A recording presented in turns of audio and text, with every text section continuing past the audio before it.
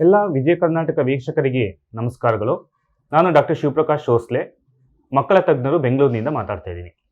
ಇವತ್ತಿನ ಟಾಪಿಕ್ ಏನಪ್ಪ ಅಂತಂದರೆ 6 ತಿಂಗಳ ನಂತರ ಪೂರಕ ಆಹಾರ ಅಥವಾ ಕಾಂಪ್ಲಿಮೆಂಟರಿ ಡಯಟ್ ಬಗ್ಗೆ ಮಾತಾಡೋಣ ಇವತ್ತು.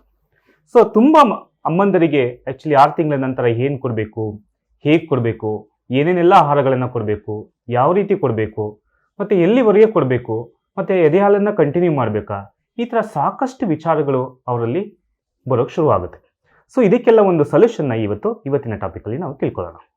ಸೊ ಹಾಗಾದರೆ ನಾವು 6 ತಿಂಗಳ ನಂತರನೇ ಕೊಡಬೇಕಾ ಪೂರಕ ಆಹಾರನ ಅಂತ ನಿಮ್ಮ ಒಂದು ಪ್ರಶ್ನೆ ಇರ್ಬೋದು. ಸೊ ಆದರೆ ಅದಕ್ಕೆ ಉತ್ತರ ಖಂಡಿತವಾಗಿ 6 ತಿಂಗಳ ನಂತರ. ಯಾಕೆ ಸರ್ 6 ತಿಂಗಳ ನಂತರವೇ ಕೊಡಬೇಕು? ಕೆಲವು ಸರಿ ದೊಡ್ಡವರು ಹೇಳ್ತಾರೆ 3 ತಿಂಗಳು ಕೊಡ್ಬೋದಲ್ಲ, 2 ತಿಂಗಳು ಕೊಡ್ಬೋದಲ್ಲ, ನಮ್ಮ ದೊಡ್ಡ ಮಗು ಕೊಟ್ಟಿದ್ವಿ, ಆ ಮಗು ಕೊಟ್ಟಿದ್ವಿ ಅಂತ ಕೆಲವೊಂದು ರೀಸನ್ಗಳನ್ನು ಕೊಡ್ತಾರೆ. ಸೊ ಹಾಗಾದರೆ ಕೊಡಬೇಕು 6 ತಿಂಗಳಿಗೆ ಮುಂಚೆ ಅಂತಂದರೆ ಉತ್ತರ ಇಲ್ಲ, ಖಂಡಿತ ಇಲ್ಲ. ಸೊ 6 ತಿಂಗಳವರೆಗೆ ತಾಯಿ ಹಾಲು ಅಂತ ಶ್ರೇಷ್ಠವಾದದ್ದು, ಮತ್ತು ಅಲ್ಲಿರ್ತಕ್ಕಂಥ ಪೋಷಕಾಂಶಗಳು, ರೋಗ ನಿರೋಧಕ ಶಕ್ತಿ ಮತ್ತು ಬ್ರೈನು ಮತ್ತು ಇತರೆ ಬಾಡಿಯ ಅಂಗಗಳನ್ನು ಬೆಳೆಯುವಂಥ ಒಂದು ಶಕ್ತಿಯನ್ನು ಎದೆ ಹಾಲು ಹೊಂದಿರುತ್ತೆ. ಸೊ ಹಾಗಾಗಿ ಮೊದಲ 6 ತಿಂಗಳವರೆಗೆ ಬರೀ ಎದೆ ಹಾಲು, ಈವನ್ ನೀರು ಸಹ ಅಗತ್ಯ ಇಲ್ಲ. ಸೊ ಯಾವುದಾದ್ರೂ ಮೆಡಿಕೇಶನ್ಸ್ ಏನಾದರೂ ಕೊಟ್ಟಿದ್ರೆ ಅದನ್ನು ಬಿಟ್ಟು ಬೇರೆ ಯಾವುದೇ ಒಂದು ಪದಾರ್ಥವನ್ನು ಮೊದಲ 6 ತಿಂಗಳು ಮುಗಿಯೋವರೆಗೂ ಯಾವುದೇ ಆಹಾರವನ್ನು ಕೊಡಬಾರ್ದು. ಸೊ ಹಾಗಾದರೆ ನಾವು ಯಾವಾಗ ಸ್ಟಾರ್ಟ್ ಮಾಡಬೇಕು ಆಹಾರವನ್ನು?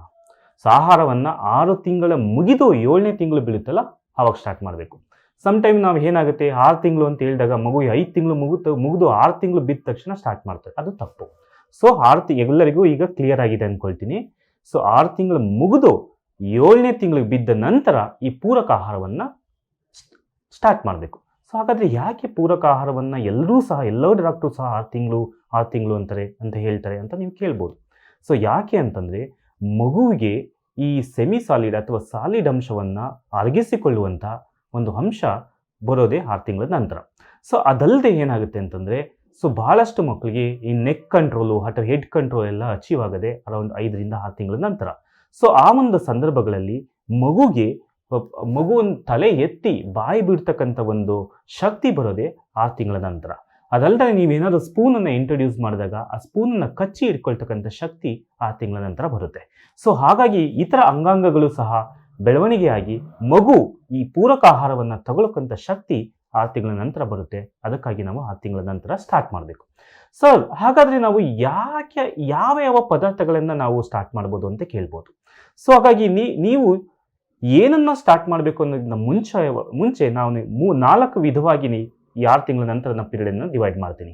ಒಂದು 7ನೇ ತಿಂಗಳಿಂದ 8 ತಿಂಗಳವರೆಗೆ, 8 ತಿಂಗಳಿಂದ 9 ತಿಂಗಳವರೆಗೆ, 9 ತಿಂಗಳಿಂದ 1 ವರ್ಷದವರೆಗೆ ಮತ್ತು 1 ವರ್ಷದಿಂದ 2 ವರ್ಷದವರೆಗೆ ನಾವು ಅದನ್ನು ಡಿವೈಡ್ ಮಾಡೋಣ. ಸೊ ಹಾಗಾದರೆ ನಾವು ಬರೀ ಎದೆ ಹಾಲನ್ನು ಕೊಡಬೇಕು ಅದ್ರ ಜೊತೆಗೆ, ಅಥವಾ ಬರೀ ನಾವು ರಾಗಿ ಸರಿ ಅಥವಾ ಬೇರೆ ಇತರೆ ಪೂರಕ ಆಹಾರಗಳನ್ನು ಮಾತ್ರ ಕೊಡ್ಬೋದಾ ಅಂತ ನಿಮ್ಮ ಪ್ರಶ್ನೆ ಇರ್ಬೋದು. ಆದರೆ ಈ ಕಾಂಪ್ಲಿಮೆಂಟರಿ ಡಯಟ್ ಅಂತಕ್ಕಂಥದ್ದು ಎದೆ ಹಾಲಿಗೆ ಒಂದು ರೀಪ್ಲೇಸ್ಮೆಂಟ್ ಅಲ್ಲ. ಎದೆ ಹಾಲು ಮತ್ತು ಅದರ ಜೊತೆಗೆ ಅಡಿಷನ್ ಆಗಿ ಈ ಪೂರಕ ಆಹಾರವನ್ನು ಕೊಡಬೇಕು. ಸೊ ಹಾಗಾಗಿ ಎದೆ ಹಾಲು ಕೊಡ್ತೀವಿ, ಪೂರಕ ಆಹಾರ ಬೇಡ ಅಂತಕ್ಕಂಥದ್ದು ತಪ್ಪು, ಅಥವಾ ಪೂರಕ ಆಹಾರವನ್ನು ಕೊಡ್ತಾ ಇದ್ದೀವಿ, ಎದೆ ಹಾಲನ್ನು ನಿಲ್ಲಿಸೋಣ ಅಂತಕ್ಕಂಥದ್ದು ಸಹ ತಪ್ಪು. ಸೊ ಹಾಗಾಗಿ ಎದೆ ಹಾಲಿನ ಜೊತೆಗೆ ಅಡಿಷನ್ ಆಗಿ ಕೊಡಬೇಕು ಅಂತದ್ದು ಈಗ ಕ್ಲಿಯರ್ ಆಗಿದೆ. ಸೊ ಹಾಗಾದರೆ 6 ತಿಂಗಳಲ್ಲಿ ನಾವು ಏನೇನು ವಸ್ತುಗಳನ್ನು ಕೊಡ್ಬೋದು, ಏನೇನು ಪದಾರ್ಥಗಳನ್ನು ಕೊಡ್ಬೋದು, ಏನೇನು ಆಹಾರಗಳನ್ನು ಕೊಡ್ಬೋದು ಅಂತಂದರೆ, ಸೊ ಆಹಾರಗಳಲ್ಲಿ 3-4 ವಿಧವಾಗಿ ನಾವು ಡಿವೈಡ್ ಮಾಡ್ಕೋಬೋದು. ಒಂದು ದವಸ ಧಾನ್ಯಗಳು, 2 ದ್ವಿದಳ ಧಾನ್ಯಗಳು, ಸೊ 3ನೇದು ಮಿಲ್ಕ್ ಅಥವಾ ಮಿಲ್ಕ್ ಪ್ರಾಡಕ್ಟ್ಗಳು, 4ನೇದು ಈ ಮಾಂಸ ಅಥವಾ ಮಾಂಸಾಹಾರ ವಿಧವಾದ ಒಂದು ಪದಾರ್ಥಗಳು, ಮೊಟ್ಟೆ ಪದಾರ್ಥಗಳು ಅಥವಾ ವಿಟಮಿನ್ ಎ ಅಂಶ ಇರ್ತಕ್ಕಂಥ ಪದಾರ್ಥಗಳು, ತರಕಾರಿಗಳು, ಹಣ್ಣುಗಳು ಮತ್ತು ಇತರೆ ಹಣ್ಣು ತರಕಾರಿಗಳು. ಈಗ 7 ವಿಧವಾಗಿ ನಾವು ಡಿವೈಡನ್ನು ಮಾಡಬಹುದು. ಈ ಮೊದಲ 4 ನಾನೇನು ಹೇಳಿದೆ, ದವಸ ಧಾನ್ಯಗಳು ಮತ್ತು ದ್ವಿದಳ ಧಾನ್ಯಗಳು ಮತ್ತು ಮಿಲ್ಕ್ ಪ್ರಾಡಕ್ಟ್ಸ್, ಕರ್ಡ್ಸು ಆ ಥರ ಏನಾದರೂ, ಮತ್ತು 4ನೇದು ಈ ಮಾಂಸಾಹಾರ ಮಿಶ್ರಿತ ಪದಾರ್ಥಗಳು. ಇಷ್ಟನ್ನು ನಾವು ಖಂಡಿತವಾಗಿ 9 ತಿಂಗಳವರೆಗೆ ಕಂಫರ್ಟಬಲ್ ಆಗಿ ಕೊಡ್ಬೋದು ನಾವು. ಸೊ ಏನೂ ಪ್ರಾಬ್ಲಮ್ ಇಲ್ಲದೆ. ಸೊ ಹಾಗಾದರೆ ನಾವು ಏನೇನು ಪದಾರ್ಥಗಳನ್ನು ಮೊದಲನೇಯಾಗಿ ಸ್ಟಾರ್ಟ್ ಮಾಡ್ಬೋದು? ಈಗ ಕೆಲವು ಕಡೆ, ನಮ್ಮ ಕಡೆ ಎಲ್ಲ ರಾಗಿ ಸರಿ ಅಂತ ಹೇಳ್ತಾರೆ, ಬೇರೆ ಕಡೆ ಎಲ್ಲ ಗೋಧಿ ಸ್ಟಾರ್ಟ್ ಮಾಡ್ತಾರೆ, ಜೋಳ ಸ್ಟಾರ್ಟ್ ಮಾಡ್ತಾರೆ. ಸೊ ಈ ಥರ ದವಸ ಧಾನ್ಯಗಳನ್ನು ಅವರ ಒಂದು ಲೋಕಲ್ ಆಗಿ ಏನು ಅವೈಲಬಿಲಿಟಿ ಇದೆ ಮತ್ತು ಮನೆಯಲ್ಲಿ ಏನು ಸ್ಟೇಪಲ್ ಫುಡ್ ಯೂಸ್ ಮಾಡ್ತಾರೆ ಅದ್ರ ಬಗ್ಗೆ ಯೂಸ್ ಮಾಡ್ಬೋದು.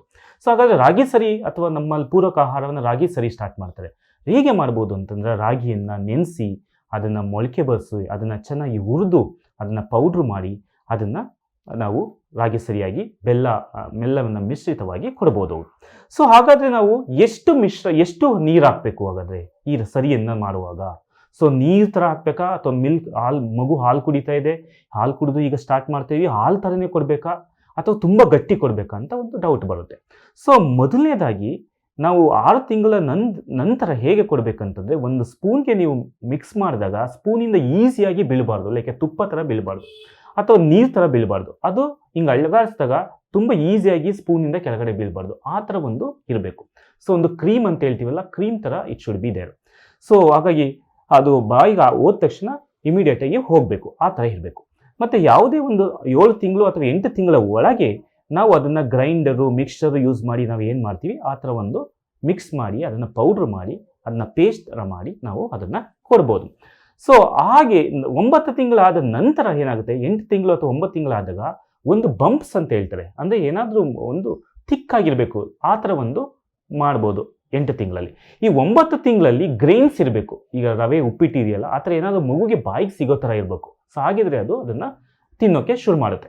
ಸೊ ಹೀಗೆ ನಾವು 12 ತಿಂಗಳಾದ ನಂತರ ನಾವು ದೊಡ್ಡವರು ಏನೇನು ತಿಂತೀವಿ, ಈವನ್ 9 ತಿಂಗಳಾದ್ಮೇಲೆ ಸ್ಟಾರ್ಟ್ ಮಾಡೋದು, ಬಟ್ 12 ತಿಂಗಳೊಳಗೆ ಖಂಡಿತವಾಗಿ ದೊಡ್ಡವರು ಏನೇನು ಊಟ ಮಾಡ್ತೀವಿ ಎಲ್ಲವನ್ನೂ ಸಹ ಊಟ ಕೊಡ್ಬೋದು. ಯಾವುದೇ ಥರ ಶೀತ, ಇದು ಉಷ್ಣ, ಅದನ್ನು ಕೊಡಬಾರ್ದು, ಈ ಸೊಪ್ಪು ಕೊಡಬಾರ್ದು, ಹಣ್ಣು ಕೊಡಬಾರ್ದು, ಆ ಥರ ಯಾವುದೇ ಇಲ್ಲ. ಬಟ್ ನೀವೇನು ಅವಾಯ್ಡ್ ಮಾಡಬೇಕು ಅಂದರೆ, ಹಸು ನಾಳನ್ನು 1 ವರ್ಷದವರೆಗೆ ಅವಾಯ್ಡ್ ಮಾಡಬೇಕು. ಯಾವುದೇ ಹಸು ನಾಳನ್ನು 1 ವರ್ಷದವರೆಗೆ ಕೊಡಬಾರ್ದು. ಬಿಸ್ಕೆಟ್ಗಳನ್ನು ಕೊಡಬಾರ್ದು. ಯಾವುದೇ ಆ್ಯಡೆಡ್ ಸಾಲ್ಟು ಶುಗರನ್ನು ಕೊಡಬಾರ್ದು. ಶುಗರ್ ಜ್ಯೂಸ್ಗಳನ್ನು ಕೊಡ್ಬೋದು. ಹಣ್ಣುಗಳನ್ನು ಕೊಡ್ಬೋದು. 9 ತಿಂಗಳಾದ ನಂತರ ಕೈಯಲ್ಲಿ ಎಕ್ಕಿ ಅದು ತಿನ್ನುವಂಥ ಪ್ರಯತ್ನ ಮಾಡ್ಬೋದು, ಮತ್ತು ಜ್ಯೂಸ್ಗೆ ಮಾಡಿ ಅದನ್ನು ಕೊಡಬಾರ್ದು. ಸೊ ಹೀಗೆ ಪೂರಕ ಆಹಾರವನ್ನು ನಾವು ಖಂಡಿತವಾಗಿ ಈ ಥರ ಒಂದು ಡಿವೈಡ್ ಮಾಡಿ ನಾವು ಮಾಡ್ಬೋದು.